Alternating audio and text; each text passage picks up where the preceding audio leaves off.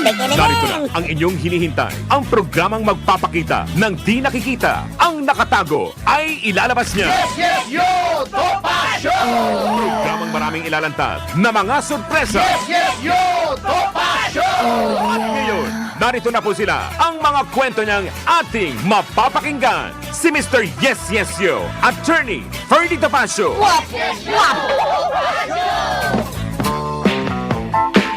Yeah, mga kasama, magandang umaga pong muli. Ating araw, 29 ng Mayo. Ating, petsa pala yun.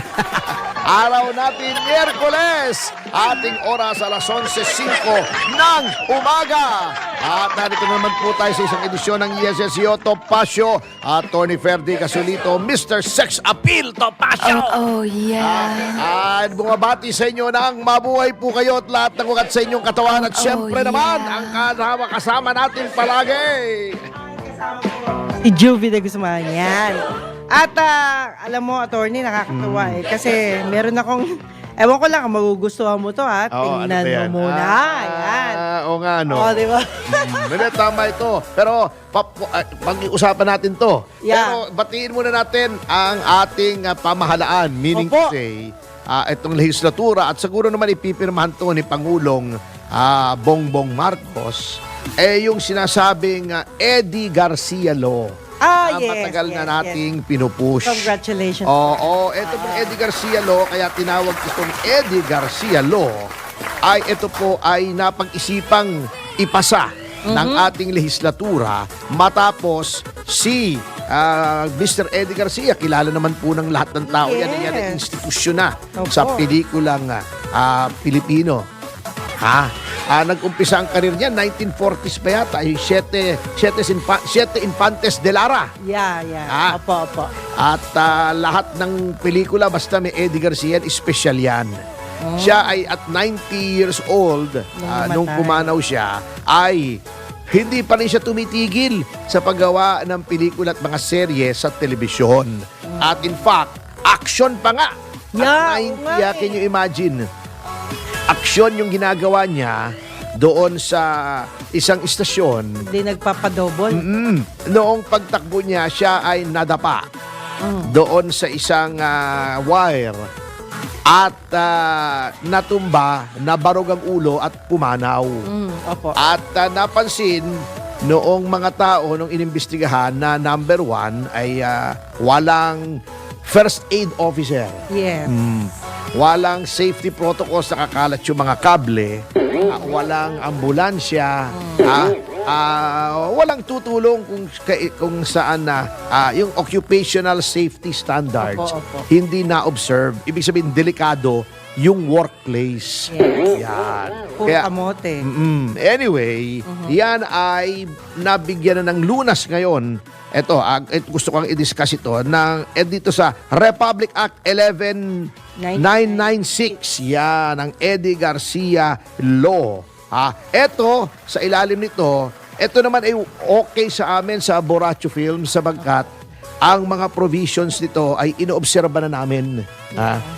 Kahit noong Deception at yung Mama Sapano, unang-una, ito, may kontrata lahat ng movie workers.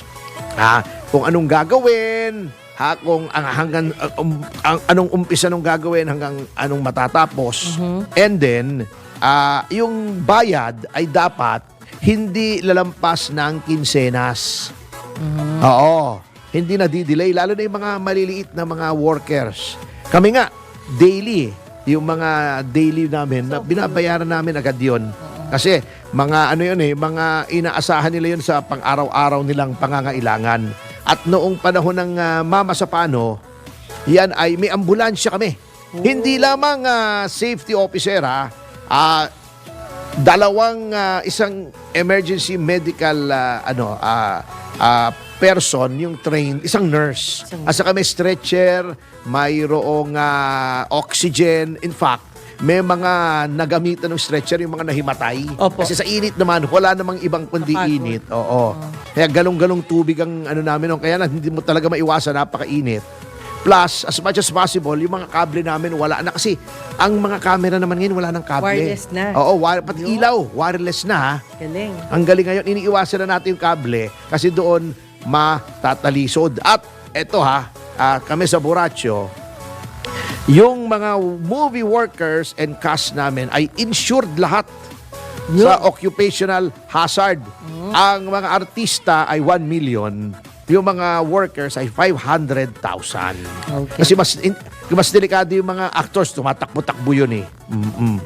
Eto, dapat din hindi hihigit ng 14 hours a day ang trabaho. These are some of the features hindi pa natin makumpleto at mahaba eh. Eto rin, halimbawa, nakaset up na at nakansela yung shooting.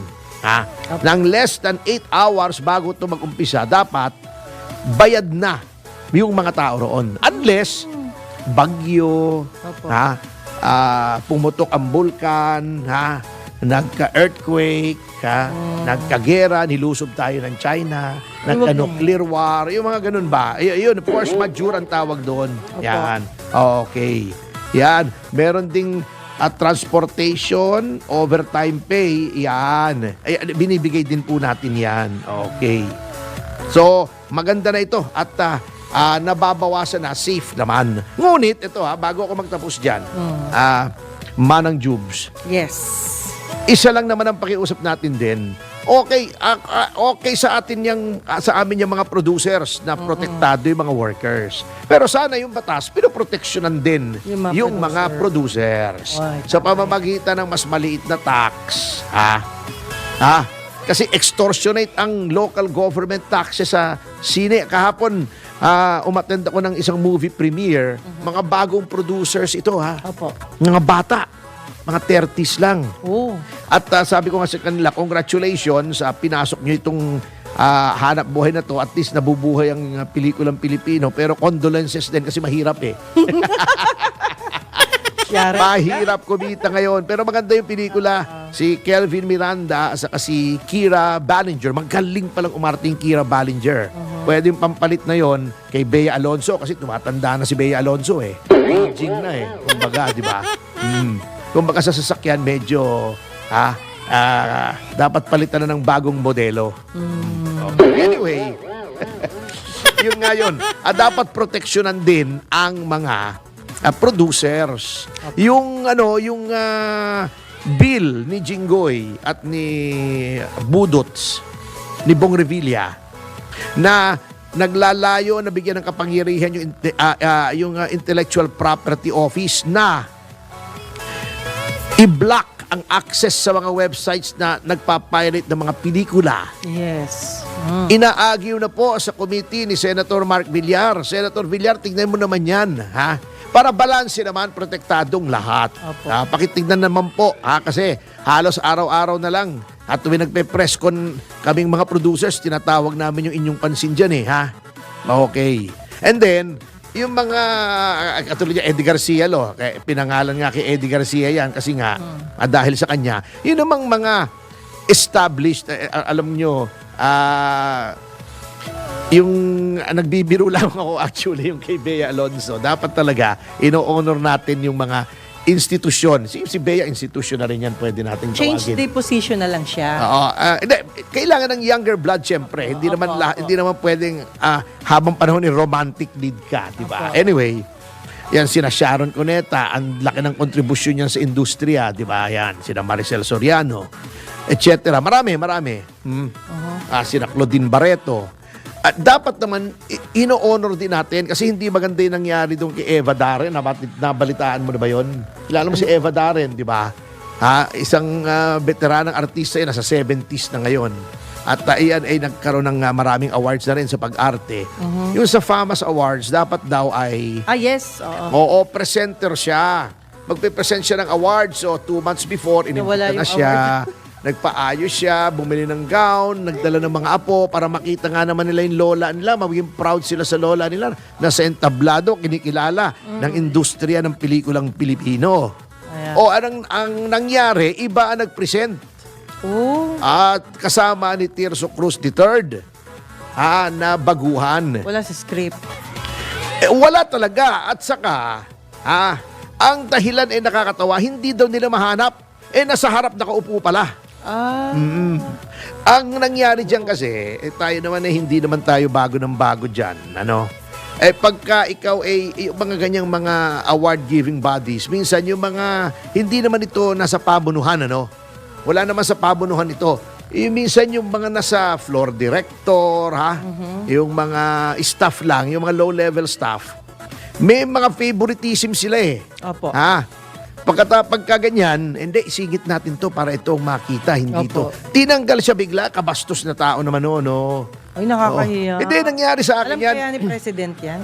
Ay, hindi. President ng... Oo, hindi palagay ko hindi. Ayun. Katulad ng nangyari sa akin, unang-una nagpresento ako Opo. sa isang award-giving body, Opo. bagong-bago. Siguro hindi ako kursunado ng floor director. Alam mo ginawa nung kamoting yun?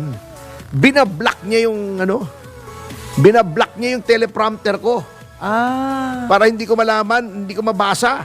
Talagang, tanga ka ba naman Oo, floor director ka? Alam mo naman, andun yung teleprompter. Kasi babae eh. May pagka-tomboy, kung lalaki, sinampal ko yung hinayupak na yun eh. Why? Oo. Okay. Ganyan ang mga tirada. Natatanda mo yung take it, di ba? Opo. Oo, hindi naman yung nanalo, siningit nila. Oo. May mga ganyan tirada yung showbiz dito sa atin. Pero panis sila, sir. Alam na alam mo eh. Ay, nandun ako nag-imbestiga dun eh. Kaya nga. Yung Alam take na it na yun. I was there. Tao ako ni Mayor Lim na special legal counsel ako to the mayor. At right after that, na-booking. Di ba, take it. Pinalitan nila yung panalo. Di ba? Di ba, alam mo naman yung skandalong yun, di ba? Opo, Yung opo. Manila Film Festival. Yes. Iba yung nanalo, iba yung binasa, iba yung sinabi, doon sa nakalagay. Si Mayor Lim, nung tapos na, umakyat siya, sabi niya, wait a minute, there's something wrong here. Sabi niya, iba yung nanalo. May nagreklamo. Ayun. We will get to the bottom of this. Nag-constitute siya ng mga mag-iimbestiga na isang panel na pinamngungunahan ni then Vice Mayor Lito Atienza Ayun. para imbestigahan. So pinatawag namin si Rufa, pinatawag namin si Gabi. Si Gabi umalis bigla, pumuntang Amerika eh. Pinatawag si Gretchen Barreto. Alam niya. Oo. Si Lolit Solis. Oo. Yun. Yun ang nangyari dyan. And then, na-demanda itong mga taong ito. Opo. For simple, simple fraud. Parang estafa. Opo. Okay. Anyway, yun ang istorya niyan. So, we're on the right track with the Eddie Garcia bill. Pero sana, yung bill ni Senators Jinggoy and Bong Revilla ay pag-aralan na sa committee ni Senator Mark Villar, maipasa na rin yan. Everyone needs protection. Correct. Hindi lamang movie workers, pati producers. Okay. Saka yung tax, pag-aralan nyo nga yung lintik na amusement tax ng gobyernong yan. Pinapatay niya ng industriya eh. Anyway, so yun. Congratulations kay sa ating legislatura for the Eddie Garcia Law. We have something in common, no? Can you imagine, no? Ayan, no? Oo nga, ano? Ayan, no? Ganap ng batas ang Ed Garcia. Yan. Diba? Oo, doon naman tayo RA. sa'yo. Okay. At Oo. syempre, nako, attorney, gusto ko magbigay ka rito ng, ng opinion. Kesa mambabae ka, sabing ganon, Oo. pagandahin mo na lang ang asawa mo. Oo naman. Oh, Paano kung kamukha ni Laila de Lima, yung asawa? Maganda yung pare. Dahin yun, no? Oh, okay. Mahirap yata. Okay, Sasabihin nung padadala mo yun sa diba? Sa derma. Diba? Pag gano'n ang itsura. Padala natin. Mario, sir. Sasabihin ng derma, sir, ako'y derma, hindi magikero. Grabe. Si attorney. Okay. Sabihan kay Laila de Lima, how can you face your problem if your problem is your face? Oh my God. Attorney ha, bad yan. Okay, sabi nga po, kesa maghanap ka ng ibang babae, alagaan mo na lang ang asawa mo. Oo naman. Reaction, wala. Okay na yun. Hindi, tama yun. Oh. Pero sabi naman ni Kwan, si Kwan, yan ang patakaran sa Sabi ni buhay. Juan. Ni Erap. Oo, sabi. Paano? Sinasabi talaga niya ang asawa. Sabi niya, yung asawa, hindi yan iniiwanan. Dinadagdagan. Oh. Ang galing yan. Parang, pwede ka nang another voice talent. Pwede. Okay, ito pa nga. Kesa gastusan mo ang ibang babae, gamitin mo na lang ang pera mo sa pamilya mo. O yun, tama yun. Tama. Ay, Priority ayun. always. Puro paalala to, Family, ha? oh. Okay, magiging masaya pa kayong lahat, wala ka pang stress. Oo, Tama. correct eh. Correct. Oo. Okay, don't complain kung bakit pumangit ang asawa mo. Yun. O di, pumangit ka rin naman eh. Sabay naman kayo pumapangit. Hindi Eh, tumatanda kayo eh. Sabi nga sa kanya, kasalanan mo yan. Kasi wala kang time sa misis mo. Dahil sa iba ka pa, tumitingin. Imbis na ipadala mo sa salon si misis. Oo. Yung iba kasi, hindi nga pinapadala sa salon yung misis eh. Kay Bambi Puentes dapat. Hindi, salon pass lang ang pinadadala eh. Pahira, pagka sumasakit yung mga kasuha-kasuhan. Ayan. Kasi yung mga netizen na to, ang kukulit, sige Juby, sabi mo yan. Sabi nga, okay, ito naman.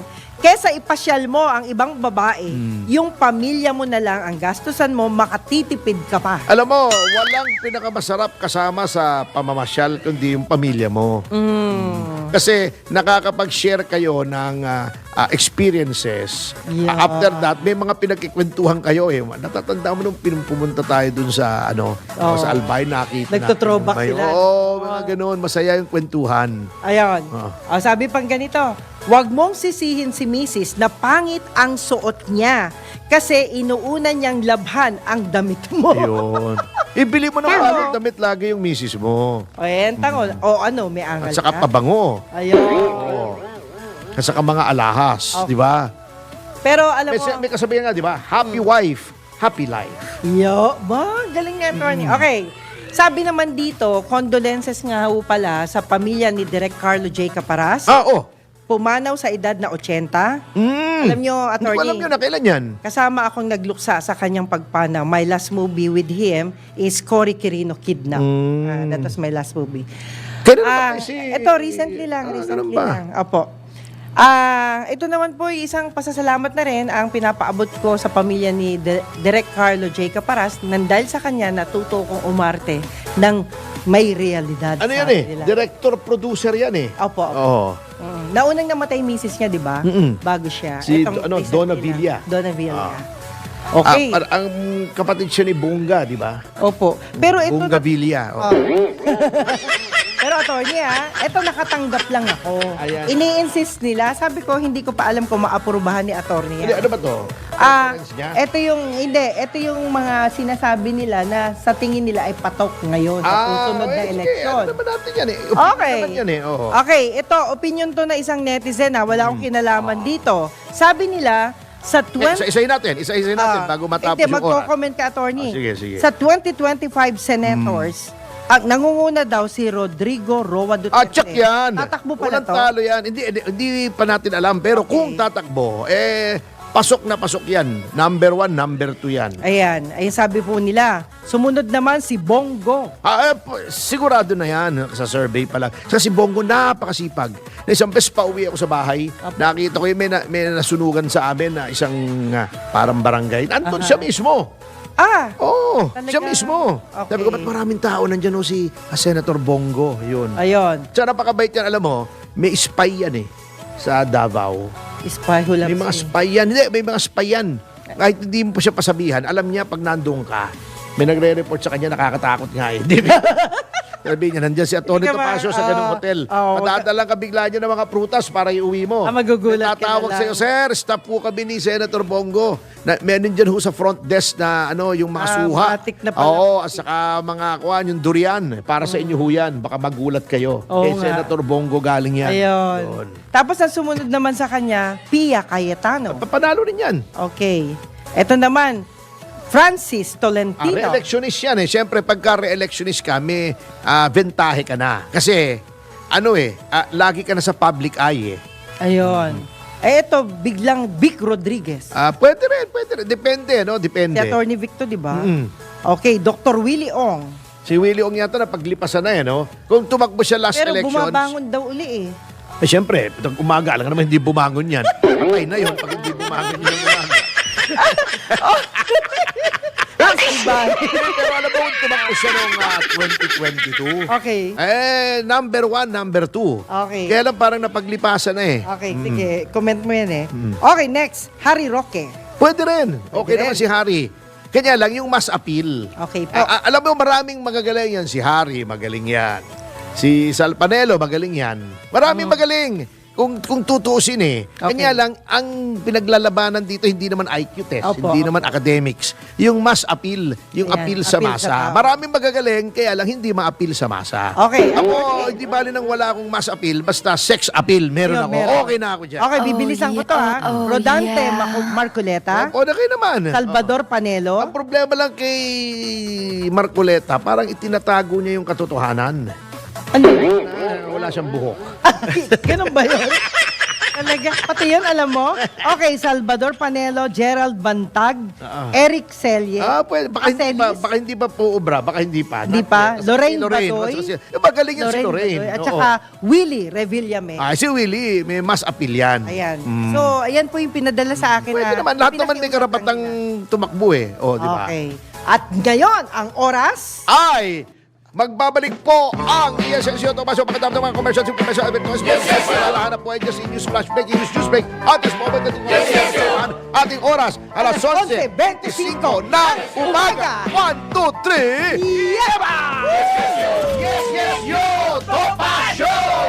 Si Mr. Yes Yes Yo, Attorney Ferdy Topacio.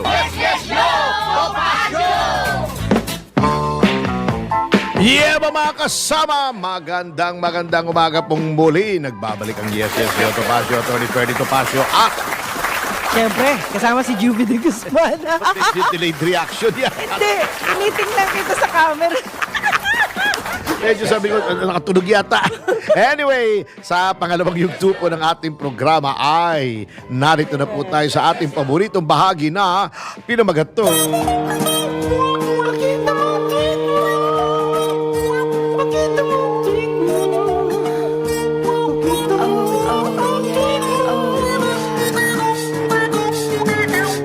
Oh, yeah. Alright, ladies first. Ayan, attorney, seryoso ka kasi kaya napatunga nga ako sa pig. Ang tindi. Kailan ba ako naging seryoso? Oo nga, yun nga. Mukha lang. Anyway, mga kaibigan, pagbati po, pinapaabot natin kay Veronica Lim, Mayor at Along Malapitan. Hello po, sir. Thank you po. Councilor Arnold Divina, Katir Superalta, Boss Edgard, Attorney McNeil Rante. Hello po, sir. At syempre kay Sir Dennis Antenor, Raul Esperas, Jigs Magpantay, Casado Alan Bordeos, Raul Lusong, at last, hindi kita nakalimutan, Aris and Company, Attorney Josie Valimento, Kuya Oni Valimento, Tiger Ben Latayan, Malvar Batangas, yan, Jubert Estrella, Mission Possible, Mentor Ray Pacheco. Thank you so much, Kuya Ray. Ayan, Dave Fajardo, Anita Mendoza and family, happy 7th birthday to my apo. Ayan, Pretty Marian of Pasong Bangkal, Bulacan. Kay Ate Pilar Mateo, Dennis Yes, Arce and Ate family. Pilar. Yan, Ate Pilar.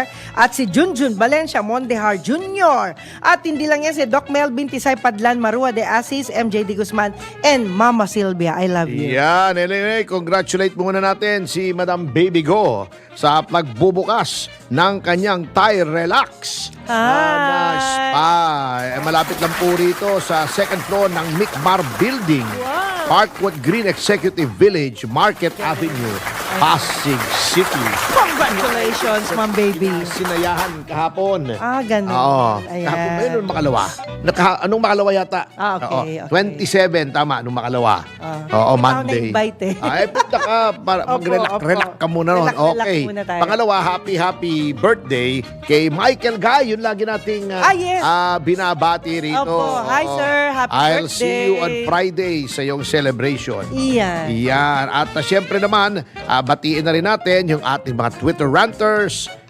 Umpisahan natin kay Nabongbong Tayo, Teresita Curato Dapok, JT Austin Ong, Big Brother Richard Ruiz.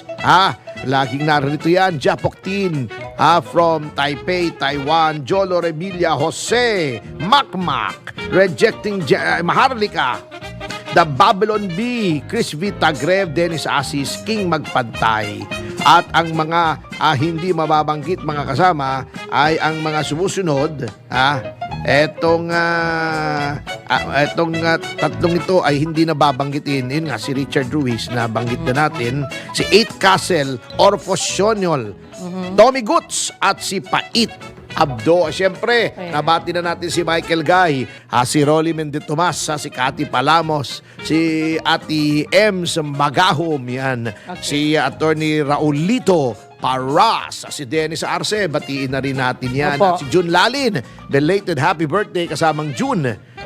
Si Ann Venancio, yan si William Gatchalian, si Willie King, si Andrew Tan, si Louie Gamboa at ang kanyang butihin at magandang may bahay na si Nats, Alex Cruz. Yun. Yan, Tirso Peralta, siyempre hindi nawawala. Okay. Attorney, may isang topic lang na Sige, gusto ko talakayin panatan mo.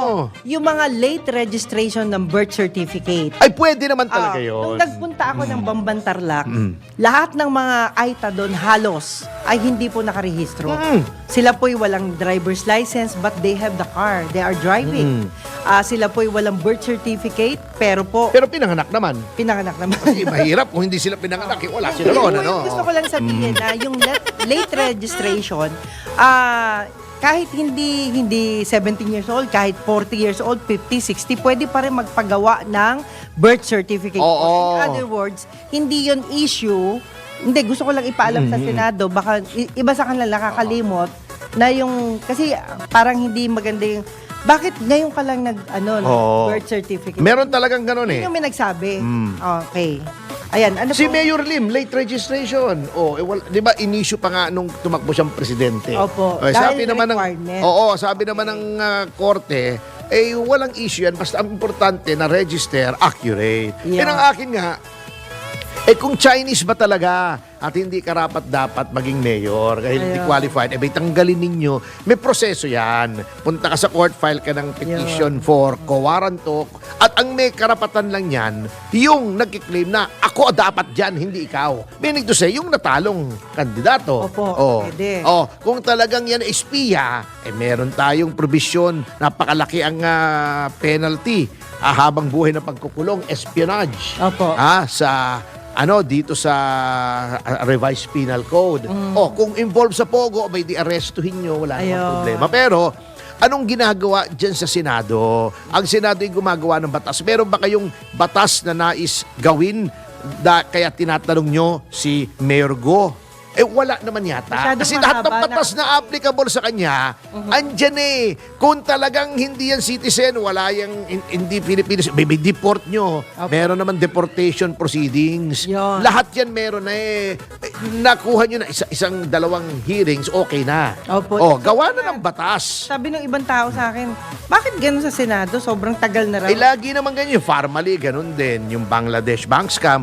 Ang nangyayari, ang problema kasi sa Senado, kahaba-haba ng proceeding. Yun nga po. Wala naman nangyayari. Natatanda ako, ang tagal ko nang uma-appear dyan sa Senado. Batang-batang abogado palabang ako. Na yung 11 Little Indians ng NBI, nirepresent ko yung si Ate Clarice, yung executive assistant ni Epimaco Velasco. Merong Yes. 11 Indians na nahuli sa immigration. Bigla nawala. Nasa custody ng NBI. Nakakulong na. Nakakulong. Bigla nawala. Bakit daw nawala? By ewan, kapabayaan, etc. Inimbestigahan yan. Si Maceda, Blue Ribbon noon. Okay. Okay. Wala naman nangyari. Yung Wetting Gate, 2005. Inimbestigahan si Charing Magbuhos, si Pineda sa Pampanga, si Arman Sanchez ng Batangas, si Atong Ang, yung mga allegedly nag-ooperate daw ng Wetting. Ang Blue Ribbon Committee chairman yan, yung tatay ni Coco, si Nene Pimentel. Ala naman nangyari. Wala pa rin. Yung mga Euro generals na maraming dalang pera galing sa Russia. Inimbestigahan, wala naman nangyari. Fertilizer fund scam, meron akong kliyente si Jimmy Paule. Dinikdik nila ng dinikdik, inalipustan nila roon sa Senado. Nina Gordon. Yan si Gordon. Number 1 notorious yan eh. Wala naman nangyayari. Wala ring leeg. Parang ako. Oo. Pareho kami walang leeg. Anyway, dikdik sila ng dikdik sa kliyente ko. Siya daw may ganito, ganon, may kasalanan, nanloko sa gobyerno. Pumunta sa Sandigan Bayan, hukuman. Absuelto. Yun na. Oo. Pero time check muna tayo. Okay, anyway, pagpapatuloy natin yan sapagkat magbabalik po ang Yes, Yes, Yo, Topacio. Ating oras, alas 11:45 ng umaga. 1, 2, 3, Yeba! Yes, Yes, Yo, Topacio! Yeah, mga kasama, nagbabalik ang Yes, Yes, Yo, Topacio sa oras sa alas 11:51 ng umaga. Okay, may tanatanong ka, Juby. Opo. Sa mga abandonado. Yeah. Hindi yung mga inabandona ng asawa. Ha? Opo. Oh. Hindi, attorney. O inabandona ng boyfriend o girlfriend. Hindi naman. Pero ang kadalasan kasi, marami po kasi akong pinupuntahan dati na mga House of the Dying, yung unwed mothers, mga anak.